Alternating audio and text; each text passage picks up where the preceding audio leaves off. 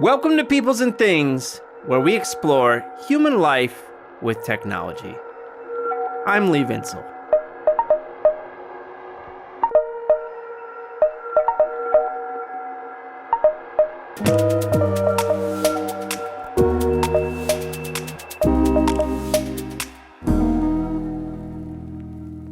As you may know, I've been working on a book tentatively titled A Good History of Shit Jobs.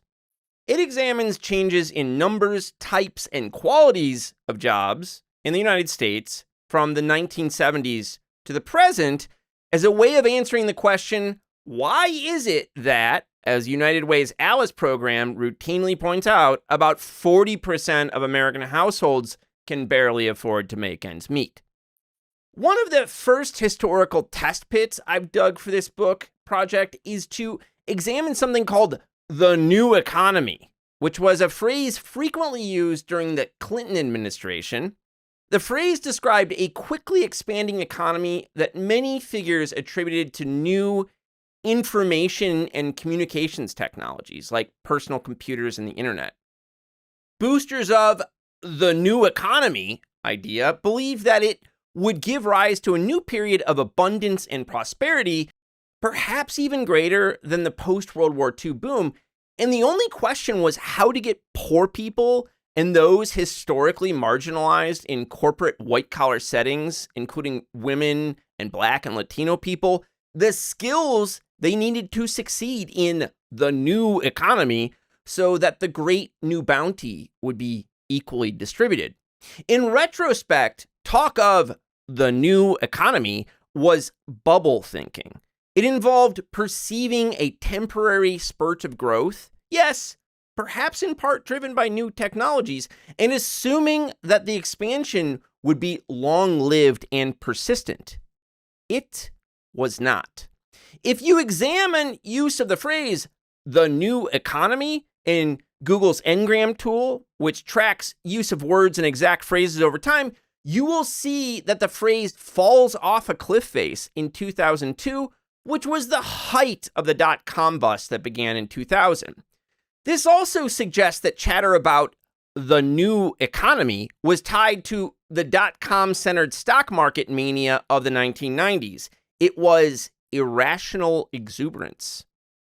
What has also stood out to me as I've looked into this history is just how much the new economy of the 1990s makes the tech bubble of the past decade, all of the excitement around the sharing economy, self-driving cars, drones, the metaverse, and Web3, multiple rounds of AI chatter, the list goes on.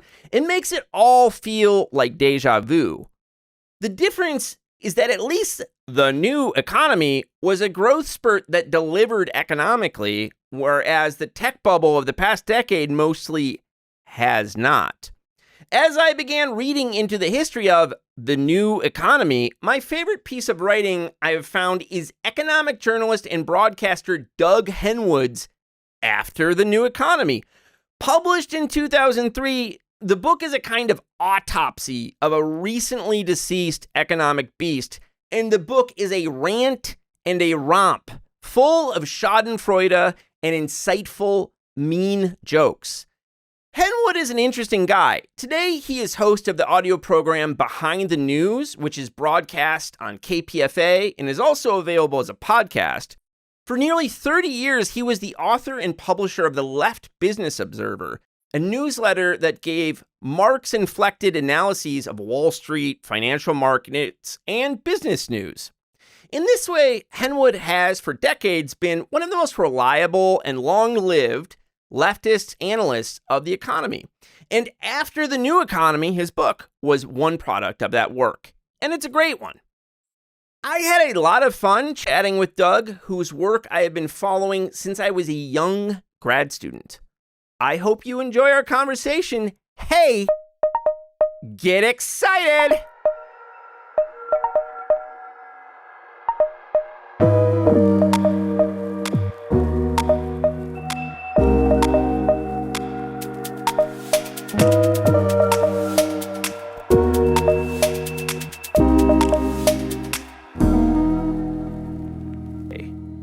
Doug, thanks so much for taking the time to talk to me today.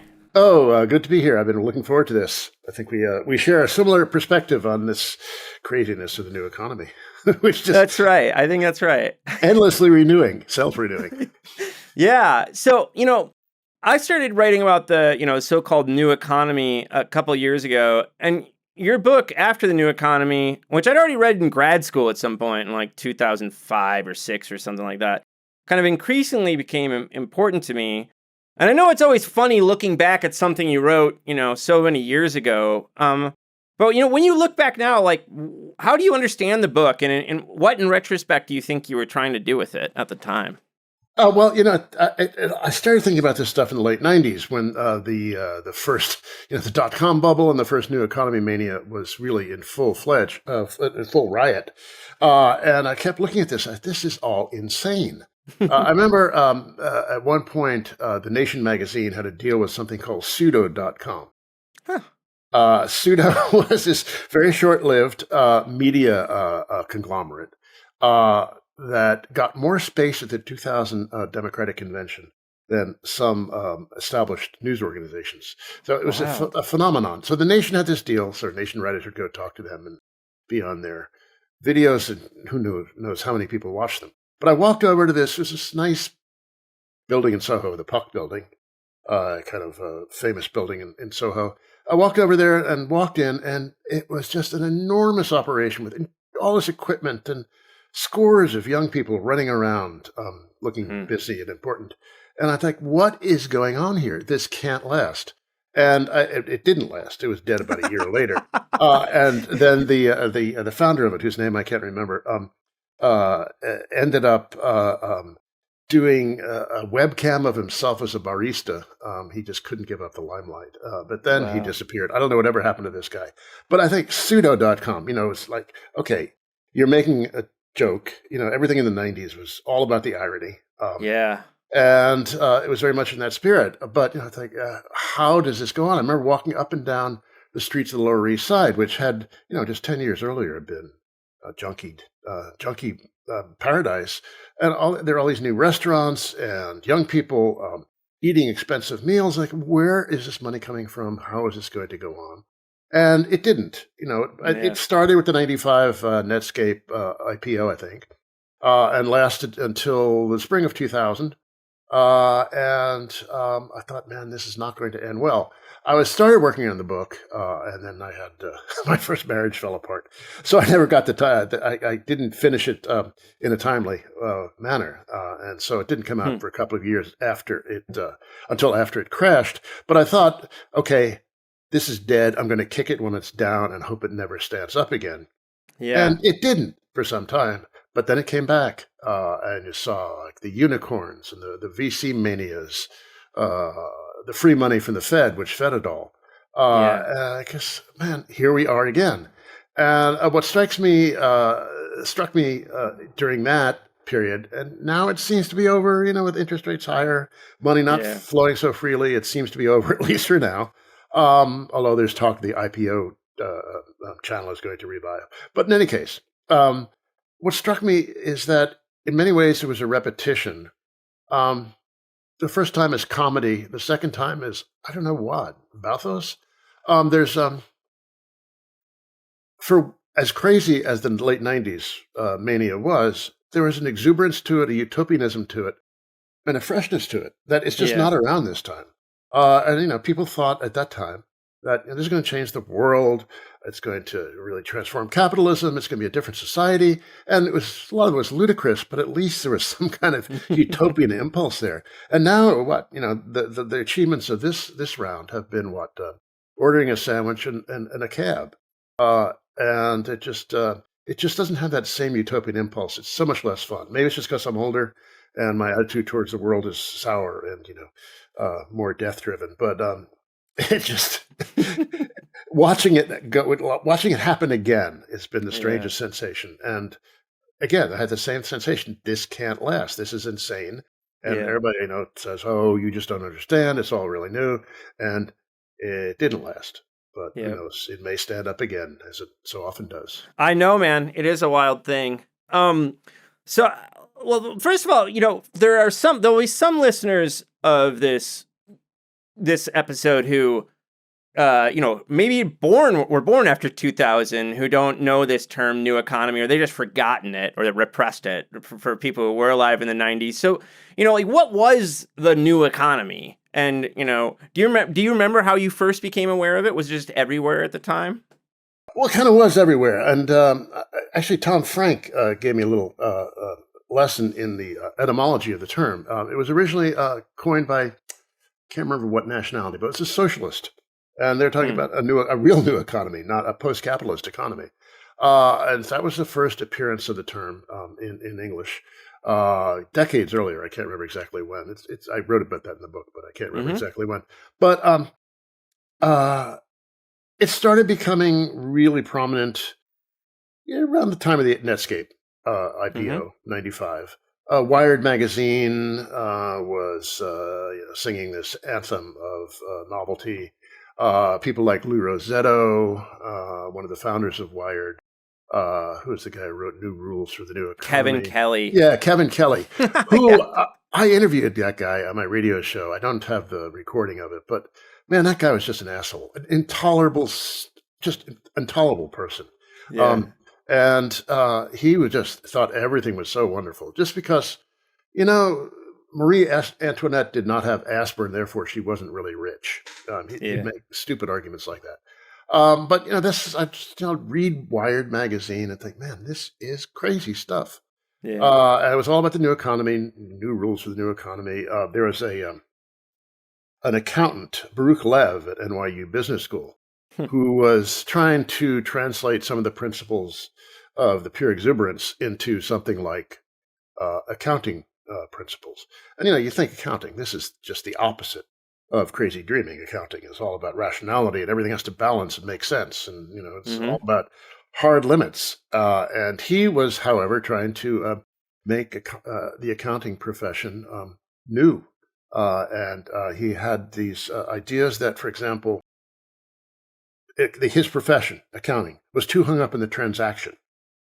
And he was all about intangible value. And you didn't actually need to sell something to create value, which, struck me as this, that's just not capitalism. That's not how it works. If you don't sell something, you may have some imaginary value, but if you can't realize it in the form of money, you got nothing. And so I thought, this stuff is wild. I think he actually won a prize called the Wildman Prize, which I thought was funny.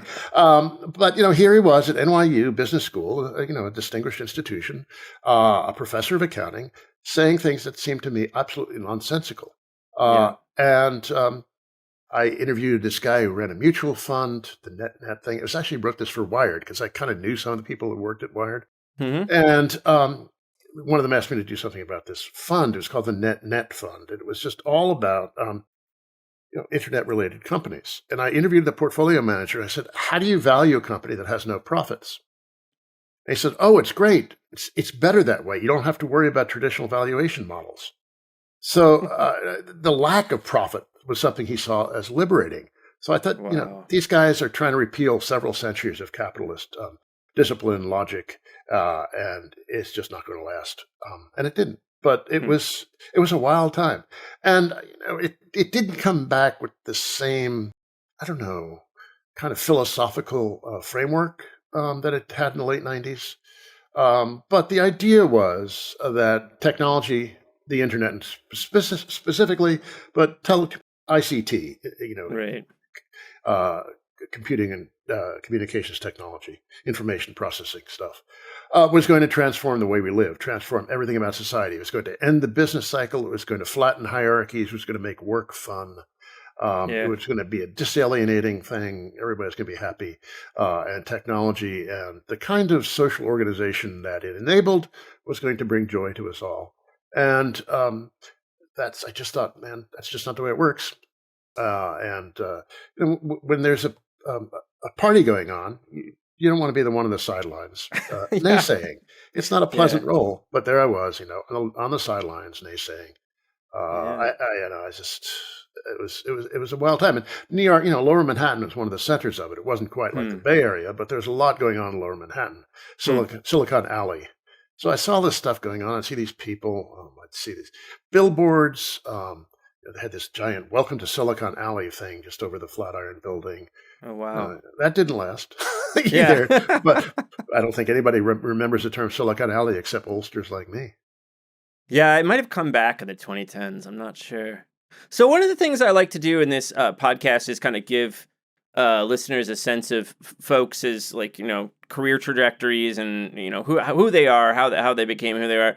So I first became aware of your work through your old newsletter, The Left Business Observer, which I gather you founded in like 1986. Yeah, 1986 to 2013. And so how did you become the guy who what was the Left Business Observer, and how did you become the guy who made it? Well, there's something of a story to it. I originally was an English major in college. I did 3 years of graduate English at the University of Virginia, and I decided I really didn't want to pursue an academic career, so I did my orals and then left ABD. Maybe I'll write a dissertation, maybe I won't. But and then I was tired of living in Charlottesville. It was kind of dull, and I wanted to move to New York, so I moved to New York. Got a job in publishing, medical publishing. And I was hoping to be some sort of glamorous editor or something someday. But I ended up in medical and technical publishing. Well, it wasn't bad. It was a pretty good job. It was a nice place to start. And then I quit that job to write my dissertation. I was going to write my dissertation. And I did some typesetting. I learned how to operate an early computerized typesetting machine. Then my then wife and I got into book indexing. We did books indexes for the publisher that we both used to work for. And it gave me a lot of free time. It was very flexible, and it made a decent amount of money. So I thought, I was reading a lot of the business press when I was going to do my dissertation. I was going to write about American poetry, evolution of narcissism in American poetry. It's going to be pretty psychoanalytic in its orientation. But I then got the idea of tying it to the changes in the political economy, the underlying political economy, from sort of the competitive, small-scale stuff of Emerson's day, early 19th century. And the major figure I was going to write about was Wallace Stevens, who worked for an insurance company in Hartford, Connecticut. So he's, in high finance, and a very different kind of economy from Emerson's small-scale competitive capitalism. And I was going to take Stevens' role in finance seriously as part of what informed his aesthetic and his poetry and his view of life. So I started reading more political economy. I read Barron and Sweezy's Monopoly Capital, which I really was very influential on me. And in that book, they said the business press is really great. You should read if you're a Marxist, you should read the business press. Yeah. And so I started reading Business Week in particular, which I still subscribe to. Still has the same form of address that I had 40 years ago. And also Wall Street Journal. I started reading the Wall Street Journal, then the Financial Times. And I thought, actually, and one day I was reading Rock and Roll Confidential, which was Dave Marsh's newsletter on rock and roll, mostly rock and roll, but also other forms of popular music as well. And it was just an 8-page newsletter, and I thought, I could do one of these things. On economics, I think I could do economics and finance. And so I just got the idea, bought a Macintosh, one of the early Macintoshes, 1986, and decided, I'm going to start this newsletter. And as it turned out, I didn't really know what I was doing. But as the development economists say, I learned by doing. Just the first 20 issues or so were kind of embarrassing and amateurish. But since there weren't many people like me, I got some attention. I got some subscribers, not a vast number, but some. And Verso asked me to do a book on Wall Street, which I signed a contract for in 1989. And once I signed the contract, I said, oh my God, I don't really know what I'm doing. I'm in way over my head. What have I done? So it took me about 6 years to write the book because it's like almost self-directed graduate education. In reading economics and finance. I never could quite get the advanced math, but I read an awful lot of the mainstream stuff, and the Marxist and the Keynesian stuff. And I spent 6 years working on it. That's when I really felt like I started understanding what this stuff was all about. But it took me Yeah. about 10 years of growing up in public with my pants down, as Lou Reed once said. Nice. Yeah, and so that book Wall Street, How It Works and For Whom, it came out in like 96, right? Like, so 10 years Yeah. after. 96 was the hardcover, and then I updated it slightly for the paperback, 97. Cool.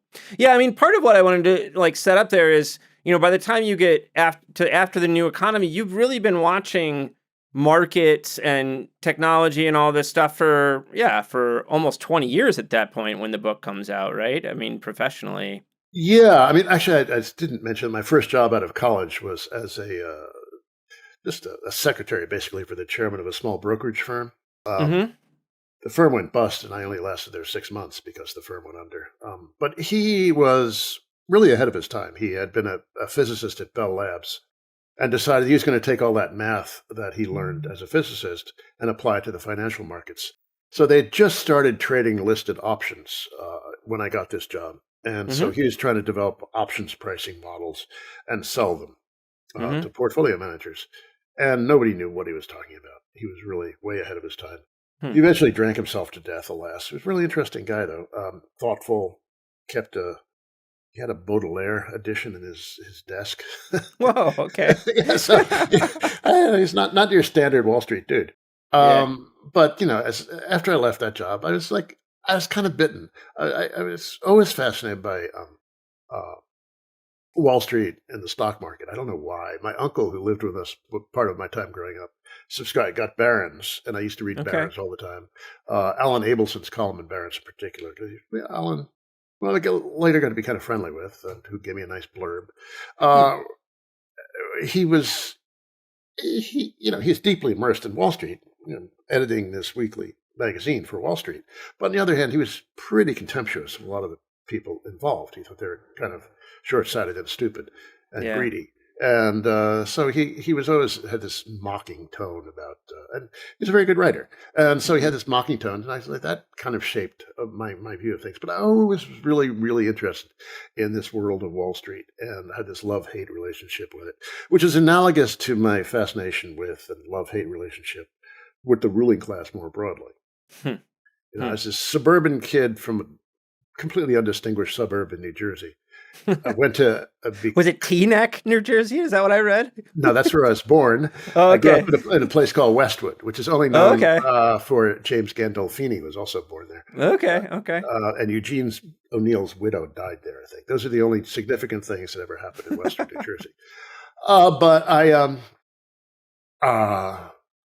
where was I going with that? Just like that, your contempt for the ruling class, like or tension around the ruling class. I landed at Yale as an undergraduate, and I said, "Who are these people? They got their names on buildings or their ancestors' portraits are on the wall." I didn't really have, and a lot of them went to fancy private schools. Yeah, they studied Greek in high school. I said, "My God, who are these people?" Yeah. So that's developed this love-hate relationship with them as well. So. Money and social power and all that sort of thing have been my abiding topics of study now for like 40 years. I began the intro to Wall Street by saying that a psychoanalyst would have a field day with the fact that I spent so much time studying finance without making lots of money. And I saw a shrink for a while who actually thought that it was a neurotic symptom that I knew all this but didn't use it to make a lot of money. Good. But yeah, like too many of us, I'm afraid. Yeah. I just spent I've spent like several decades now studying these people who kind of run the world. But my current obsession is what a rotten social formation they are. They can't even function as a proper ruling class anymore. It's really sad in that way, for sure. Yeah, I hear you. So what I heard earlier is you're after the new economy was slightly delayed because you had your personal life was falling apart there for a minute. But did you start writing it in 2000? Like, did you conceive of the book like in that early moment when like the .com bust was happening, or was it even earlier than that? It was a little earlier, late 90s, like 98, 99 probably. I can't remember what exactly the trajectory was. Yeah. But the NASDAQ was peaking in the spring of 2000, just as my first marriage was falling apart. So all this stuff was happening. It's like, oh my God, everything I foretold is coming true now. Yeah. And I really couldn't write about it. I was in no shape to write about anything. So I remember I did manage to write one piece about the Time Warner AOL merger, I think it was. This is insane. This is not going to work out. Yeah. And of course it didn't. But but I was mostly out of commission for like, sure, as that moment was coming to fruition, or whatever the opposite of fruition is. Right. Yeah, one of the great ironies of that moment is that the Clinton administration decides to hold like a conference on the new economy. It's like the title of the conference is something like the new economy, and it's like I can't remember. They hold it literally like a month after the stock market starts to crater. And so it's just like, there's these beautiful moments in the story. Yeah, he was a perfect president for that moment in a lot of ways, too, because he's kind of dreamy and weird. Yeah. Aside from all the this sort of centrist pro-business Democrat stuff, he had these moments where he'd get lost in fantasies about, like, there's one speech he gave about a rich, soft wanting. We all want a rich, soft wanting. I was like, what is this guy talking about? But I mean, that kind of, and this is one of the striking about the contrast between him and Trump. Both snake oil salesmen in different sorts of ways, but Clinton, at least, this stuff about the bridge to the 21st century, don't stop thinking about tomorrow. There was classic American, optimistic view of the future there. Yeah. And now we have, Trump, who is just nothing but nostalgic, but with a really sour flavor to it. Just yes. One longs for something more hopeful than the current political environment. Yeah. As fraudulent as it was. I was just looking at that old Edmund Wilson quote, which he wrote just after the stock market crash in 1929. And he said, one couldn't help but be exuberant at the collapse of that stupid, gigantic fraud. And, I felt that way in 2000. I felt that way last year as all, the meme stocks and all that nonsense and crypto, all that stuff was falling apart. Not completely yet, alas, but, that whole stupid, gigantic fraud, it is a recurring feature of American life. Yeah. Yeah, man. I was just reading an essay. So there's this essay by Robert Brenner and Dylan Riley that got everyone inflamed. It was in the New Left Review, and it was like, it's called 7 Theses on Political Capitalism or something, and got leftists all worked up. But one of the points that's pretty bleak is just like, in a sense, it looks like a post-growth economy in a lot of ways, and we're dealing with like post-growth political parties as part of their argument. And I think it might partly account for that, the kind of grimness that you see in Trump and other folks. Yeah, I have to admit, I haven't read those articles yet. I know people are getting very excited about them, and I feel like I should read them or should have read them already, but I haven't. But this issue around post-growth, that gets very complicated. All the degrowthers. I wasn't going that way. I know, but I hear you. Just, I don't know. I think it's, as economists say, misspecified. I hear you. But anyway, I don't. That's a whole nother topic. Yeah. But yeah, it's the system has run out of gas. Yeah. I once saw George Soros at the Council on Foreign Relations, and he was describing America as having shot its and he stopped himself before he finished his thought. And everybody at the Council on Foreign Relations starts laughing. But America does feel like it has shot its Yeah. I want to give listeners, some sense of how your book moves. So, the first chapter is about novelty and the sense of newness. And you already kind of touched on this. I mean, certainly it's about the internet, but it's a lot about other stuff too. And you talk about people like futurist George Gilder and Greenspan and Kevin Kelly and Manuel Castells and all these people who kind of become prophets for the new economy. So, I mean, you're more familiar with this text than I am now. Yeah, no, it's okay. I have revisited it a number of times, but I just wonder, my question for you is like, if we look back on the 90s, like, how do we account for that that sense of aliveness that you've brought up a couple times. Like, what do you think created that? Do you think it was just like it was a moment of expansion after lots of decades of contraction, or what was up? Well, the technology was new. The internet was Yeah. becoming a mass phenomenon, having been a pretty connoisseur phenomenon earlier. And computers are getting more powerful and cheaper, and you could do things that you couldn't do before. So there was a real being determines consciousness kind of moment that was going on then. When I wrote the book, the first version of it, the hardcover version, I was very skeptical about all the claims about a productivity acceleration. Yeah, you are in the book. Yep. And then when the paperback came out, I wrote a long intro in which I sort of changed my mind. And reading Robert Gordon's work on productivity acceleration, I did change my mind to some degree, but it turned out my skepticism was warranted. The productivity acceleration lasted, I don't know, maybe 5 years, and then disappeared, and now we're just doing really badly in that department. So it's really strange to have that. That boom came along with a real large rise in capital spending, heavy investment in technological equipment mostly.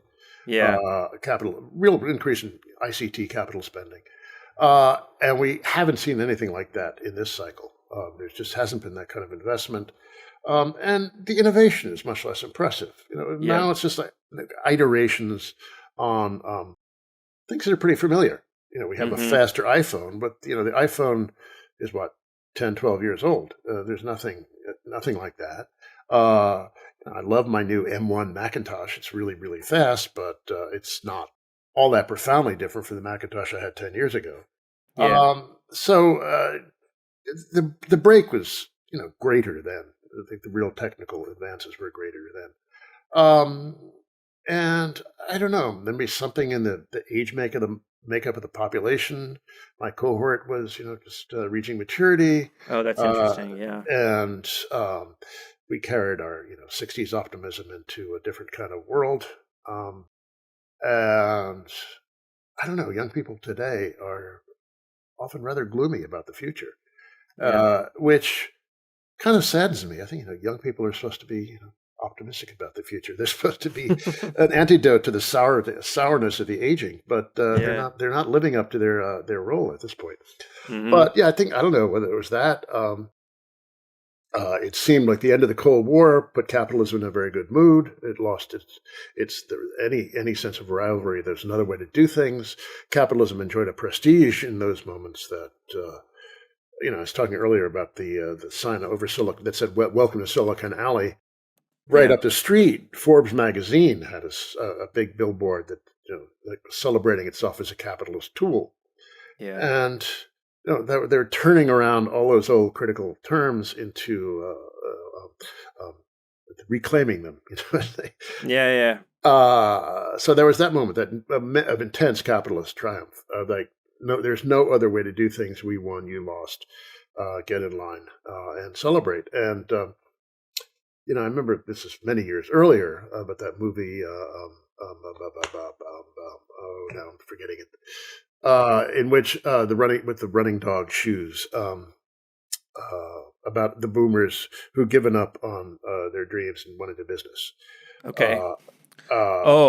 It's not Wall Street. No, it's. There's this one scene where this woman who'd been a public defender went to work as a real estate lawyer, and somebody was giving her a hard time for it. She said, "Well, at least they're not rapists." That's how they that's how we were processing things. So that was it. There's a transformation of the baby boomer consciousness.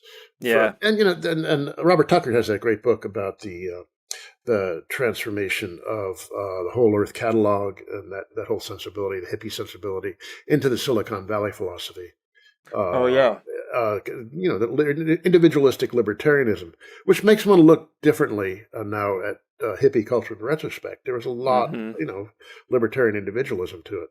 There was a lot of other things too, but the ease with which that transition happened makes you wonder what hippiedom was all about. But in any case, that there was that celebration of capitalism.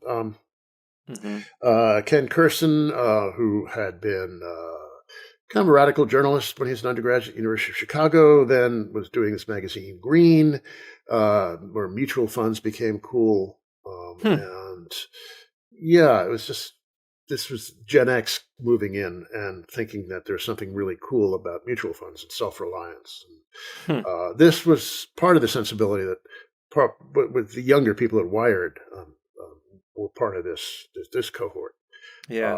So you had, the older ones who were making the transition from hippiedom to techdom, but then you had the younger people who'd not known anything but capitalist triumphalism, and they're going to make the best of it. Yeah. And now, all these years later, capitalism doesn't look so triumphant. There's an awful lot of alienation from the system. People are not making any money. It's not a very prosperous time. And that's Yeah. one thing. Another thing about the late '90s, where there was actually money getting around. Mhm. Mhm. I was talking earlier about, I'd walk around Lower East Side and see all these kids spending lots of money, but they had it. Yeah. And you just don't see that now. Mhm. There's just not that boom was somewhat more democratic, and I use that Mhm. word advisedly, but it was somewhat more democratic than the recent one was, where Yeah. money has been kept much more closely held. Uh, Mhm. a lot of my comrades in New York City DSA are tech workers, and they are the modern working class in a lot of ways, but they're also people who, in an earlier time, would have enjoyed professional jobs with high salaries, and be rising up the corporate ladder and all those sorts of things. And now that's just not happening. Mhm. That kind of upward mobility, with some exceptions, but it's not what it used to be. And so they Yeah. just this theory by Peter Turchin, who has a book which came out a little while ago, and his one of his arguments is that we are suffering from overproduction of elites. That all these people who went to school and got fancy degrees and thought they were going to have a nice life in the professional managerial class are finding not having it, and that, in combination with downward mobility in the rest of the population, leads to a great deal of potential for social explosion. Yeah. Um, so that Dissatisfaction. Yeah. Yeah. it's just such a different labor market and such a different material environment from what it Mhm. was in the late '90s. Yeah, one of the ways I've started thinking about the new economy, and in part I was like following up on some thoughts in your book. You had this great section in the book that I refound a couple of years ago, and then became really important to me, where you were looking at Robert Reich. So this is a Secretary of Labor under Clinton, and was also kind of writing a lot of pop books on, like the knowledge economy or something like that at the time. And you were looking at like how he was very focused on new economy jobs. I've found these, especially focusing on technicians as a kind of class of workers, but he's talking about all kinds of techie jobs, right? Oh yeah, like wasn't it a vending machine repairman? Wasn't that one of his examples? I Yeah, think. yeah, he loved that one. Yeah, Yeah. He's using a printed circuit board, and like not the old mechanical vending machines. Like, yeah. well, Jesus, all the guy does is pull out the old board and put in the new one. It's not like he's Yeah. wiring it himself.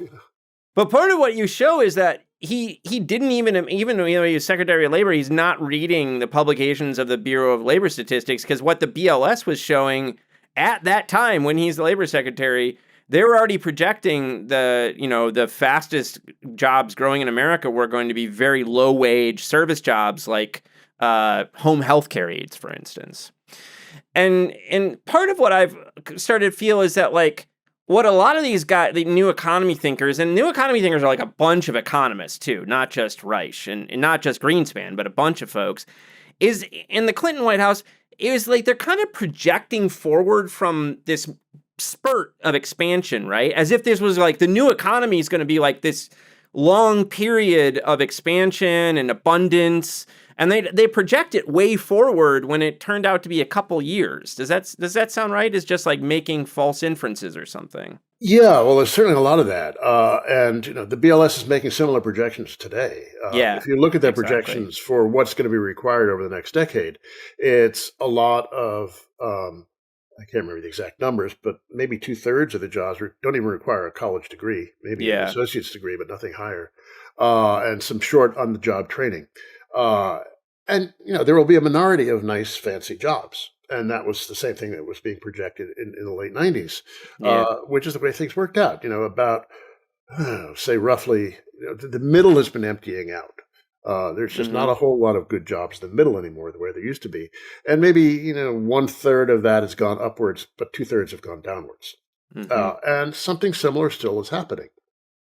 Last few years, we've seen some improvement in the fortunes for the low-wage labor market, with low unemployment rates, tight labor markets. But unfortunately, some of those gains have been eaten up by inflation, so they're not even really durable gains.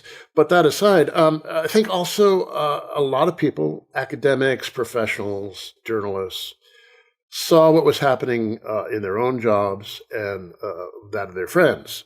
And the late 90s is a great time to be a journalist. There was a lot of money in the field, a lot of startup publications. It was the days when Condé Nast, I knew some people who worked for Vanity Fair, and I had a neighbor on the Upper West Side who was their art critic for a while. And they would fly him and his wife to a gallery opening in Paris. Nothing spectacular. It's not like, a major museum retrospective exhibit. No, just a gallery opening in Paris. And the two of them would go first class. And this was life at Condé Nast, writing for Vanity Fair in those days. Yeah. So, they thought, wow, everybody's living large now. And then, it's changing the way academics did research, having so much information online. I still feel this as a journalist. It's so much easier to do research now than it was 30 years ago. And I could find things in 3 minutes that it would take a long trip to the library to find. And there's a downside to that, but it's mostly an upside. But I think the people, some of the people who write and think about these things came to just generalize their experience, that the whole world was going through this revolution and everybody's feeling really creative. But even at the time, I remember thinking, well, there are far more truck drivers than there are computer programmers. Yeah, totally. And, in all these celebrations, you never hear that. And then if you talk about the world scale, there's still then probably a bit smaller proportion now, but then about half the world were living in poor countries as farmers, peasants. Yeah. That was the modal human experience was not that of an urban knowledge worker. Yeah. And, certainly there's been some urbanization over the last 20, 30 years. And the formal labor force has expanded compared to what it was then. But still, this is just not representative of the way people live their lives. But it just became easy to think so as well. One of the things I wanted to ask you about is kind of, this is in some ways an impossible question, but I wondered, overall, what role the stock market plays in the new economy story. Because it's if you look at, the use of the term, according to Google Ngram at least, which tracks, phrase and word use over time, in 2002, use of the phrase "the new economy" basically falls off a cliff face, right? I mean, it's between 2000 and 2002, air's going out of the dot-com bust is happening, air's going out of that bubble.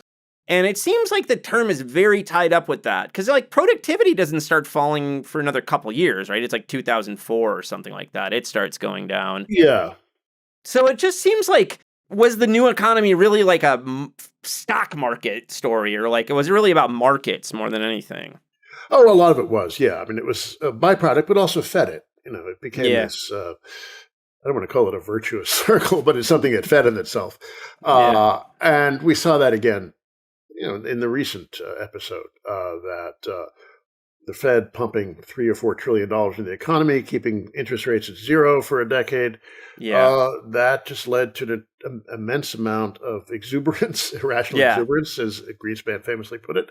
But also, there's just so much money to play with. The Fed was just printing all this money, and The real economy was not doing so great, and a lot of it just went into the financial markets. And people in the markets who have an outsized influence on public discourse, and people who own stocks also have an outsized influence on public discourse. They were having a great time. Everything was doing great for them. And the Trump economy wasn't that bad. The unemployment rate was pretty low. Wages were rising. More than they are under Biden, I have to admit, and even more than under Obama as well. But still, it was not a great time. It was not. The working class was not rolling in money. But the financial markets are doing great, and so it's easy to say everything is going great. And then we had that moment of what was it, February, March 2021. The meme stock moment. Everyone's at home playing with apps with Robinhood or whatever. It's just a crazy moment. I actually got into the Daily Show to talk about it. Oh, really? I missed that. Oh, bummer. It was a lot of fun. It's not my.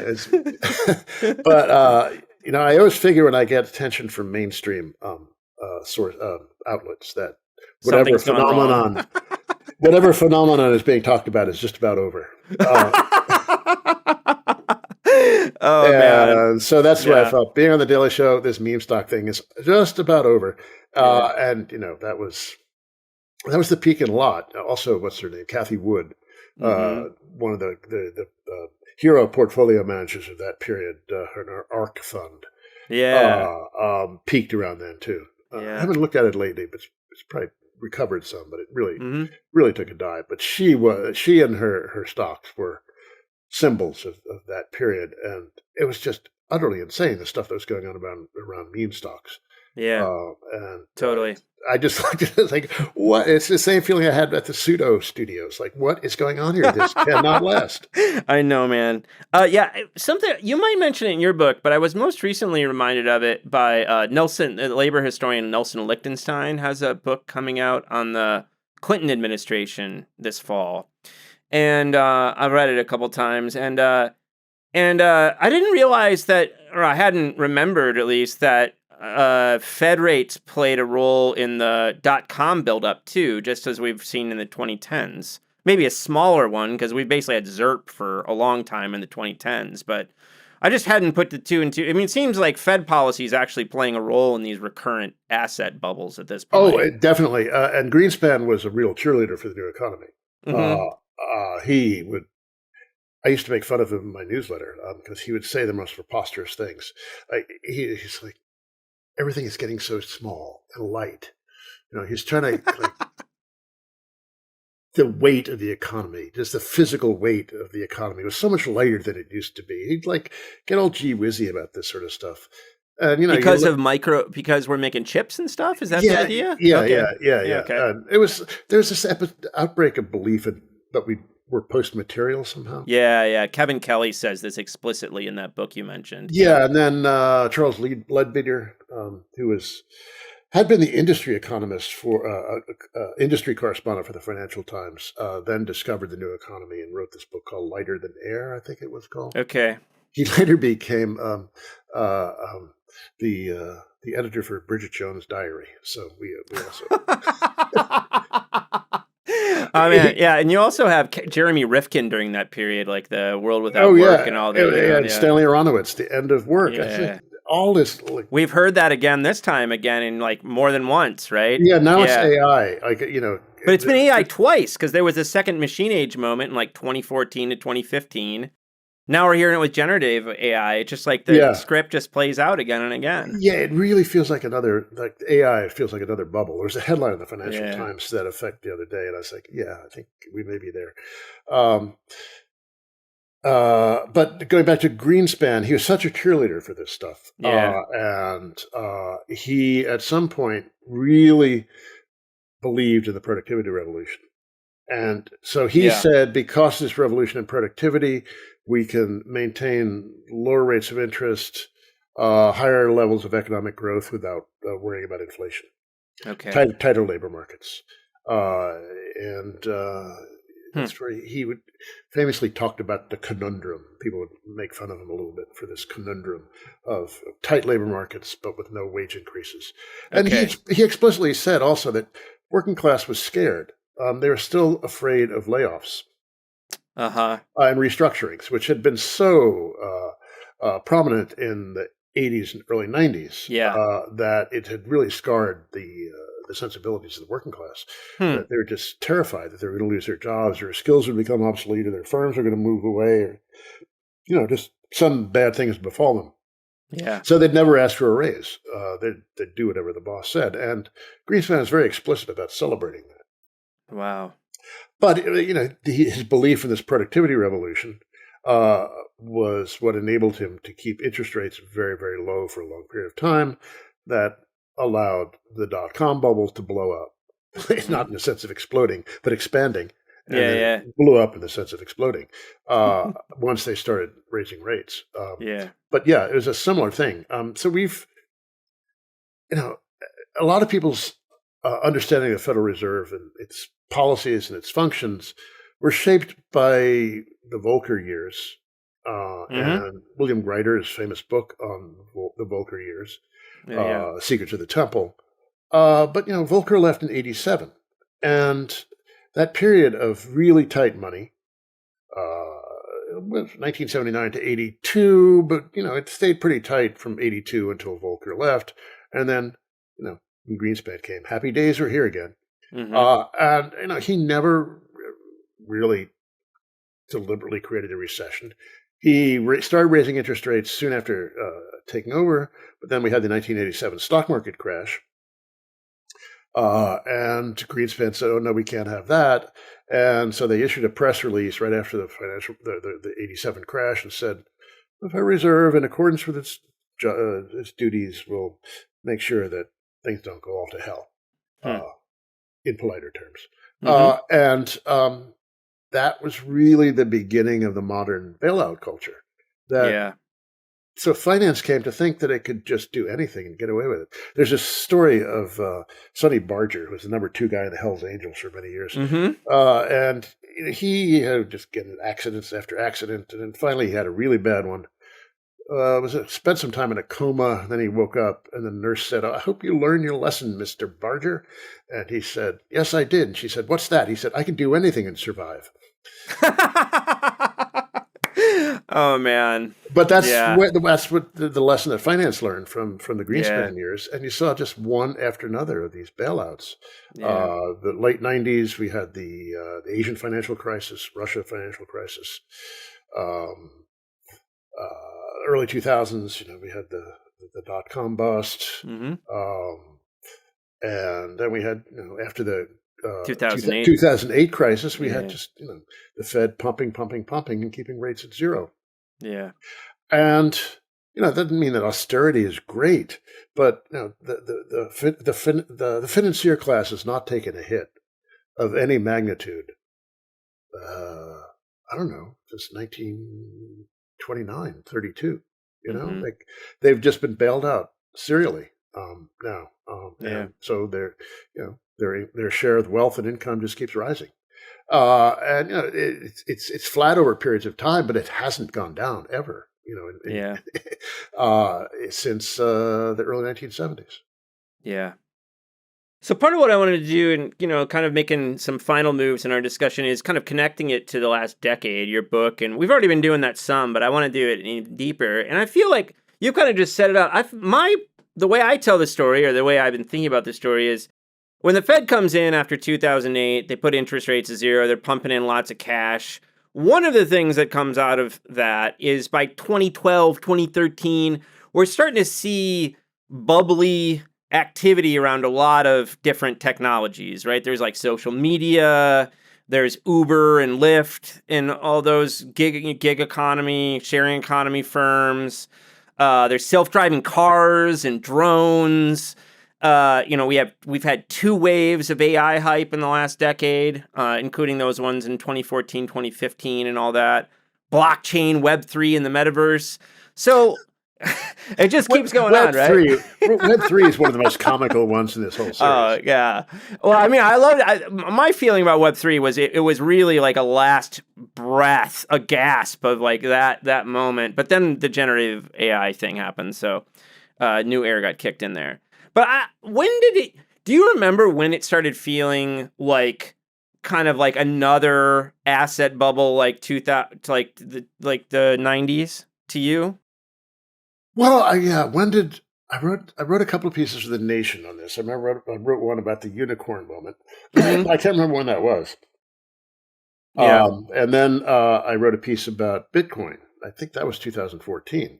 Uh-huh. And at that point, I thought, Bitcoin, this stuff is insane. Yeah. Like, how's this going to last? You know, here we are 10 years later, and it's it's a little staggering, but it's still going. Mm-hmm. Weird sell-off in Bitcoin last week, but I don't know what that was all about. But in any case, it's something which makes no sense at all. I don't really understand why it exists or what problem it's meant to solve.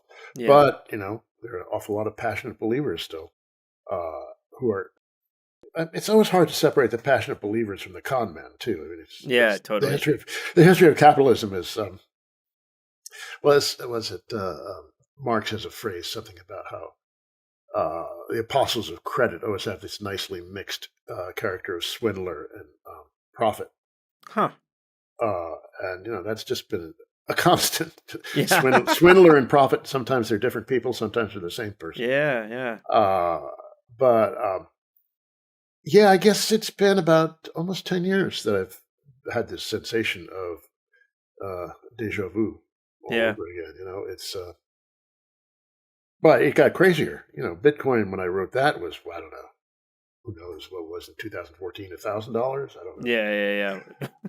Now it's 20 something. It's hard to keep up with whatever Bitcoin is, but $20,000 or $30,000, and then there's thousands of other cryptocurrencies, and it's managed. The whole scene has managed to survive these collapses and the revelations of fraud, and Sam Bankman-Fried going to the Brooklyn House of Detention.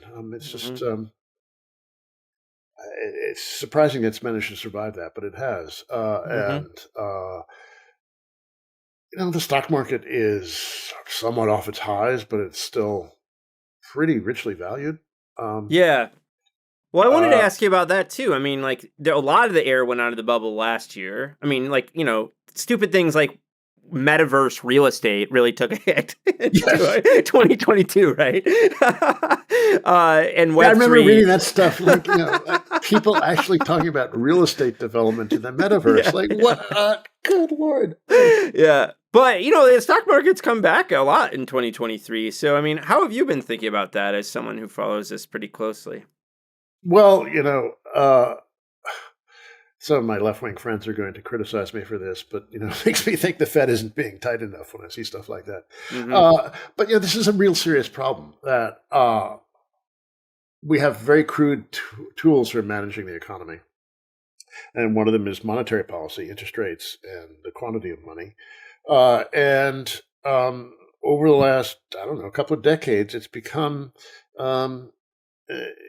it's as if the prosperity of the real economy is a byproduct of the financial markets. So we allow these insane bubbles to develop, immense wastes of capital and human intelligence and human resources. This recent last 2-3 years, we had a very substantial housing boom, or in prices, but there was very little new construction. And so, unlike the housing bubble of the early and mid 2000s, when there was still a lot of construction, which is one of the things that brought that one to an end. As prices rose, supply increased, and therefore prices came down. But we haven't seen that this time very much. This current housing bubble has been mostly people in the upper brackets, people with very high credit scores, unlike the one of the earlier of 15, 20 years ago, which was driven by people with low credit scores. And God knows people with low credit score needs housing, but they don't need easy loans that they can't afford. But this decades now of super easy money and indulgence from the Federal Reserve and other central banks around the world too, has just produced this incredibly distorted system where financial markets get crazy, and you don't want to see the unemployment rate go up, and what bargaining power workers have gained because of low unemployment rates. You don't want to see that evaporate. But on the other hand, we got to do something about these insane financial markets and this system of feeling entitled to a bailout every time something goes wrong. So we saw the Silicon Valley bank failure of, God, when was that? Early this year. It certainly seems like ancient history. And then a couple of crypto banks failed at the same time. And it was in important part because the Fed had tightened, and all the bonds that these guys had loaded up on lost value, and that meant that the banks were insolvent. And the Fed paused its tightening some. But this underlying problem didn't go away. There's still a lot of risky stuff on bank balance sheets. We could see another round of this. So I think the only way to really deal with this is by regulating finance. But also just relying on super tight labor markets in order to provide wage increases and some degree of job security. It's got a problem. We should have different regulation of the labor market, better minimum wages, stronger unions, a civilized welfare state, things that have some at least potential durability. Whereas just relying on a low unemployment rate to do all the work is a kind of neoliberal approach to things. It was what Bill Clinton believed, And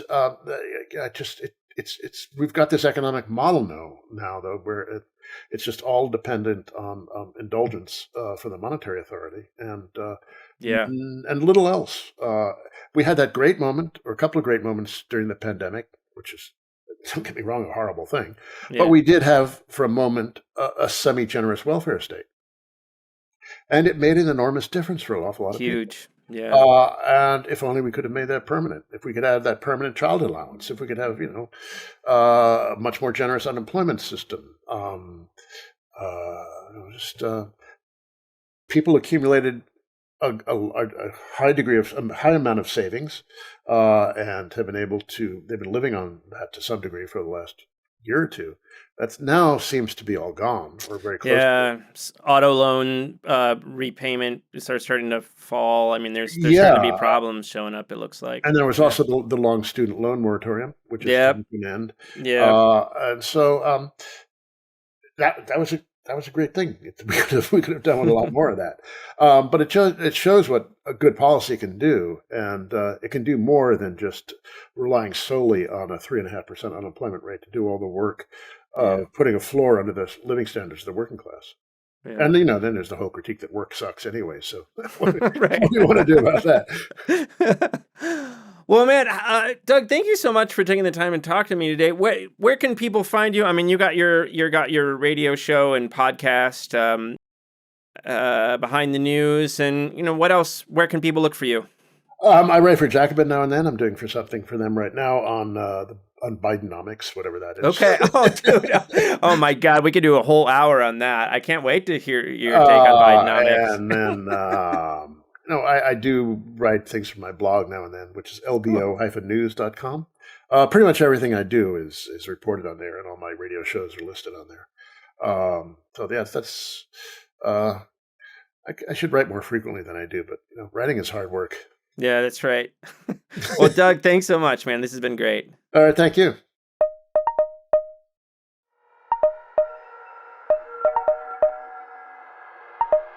I hope you enjoyed this episode of our podcast. You can reach us with questions, comments, and suggestions at leevinsel@gmail.com, or by following me on Twitter at sts_news, or on YouTube at People's Things. Our podcast is distributed by the New Books Network, the leading platform for academic podcasts, so that you can find us wherever you get your podcasts. People's and Things, like most things in this world, depends on the work of many people. I want to thank my brother Jake Vinsel for writing the music for the show, I want to thank my buddy Juliana Castro for designing the logos for the podcast. You can check out her work at julianacastro.co. Joe Fort is the producer for the podcast, and Mandy Lamb is the production assistant. This podcast and other Peoples and Things programming are produced in affiliation with Virginia Tech Publishing and supported by the Center for Humanities and the University Libraries at Virginia Tech. For information about other podcasts from Virginia Tech Publishing, visit publishing.vt.edu. For the entire Peoples and Things team, I am Lee Vinsel. And most importantly, I want to thank you for listening. Thanks.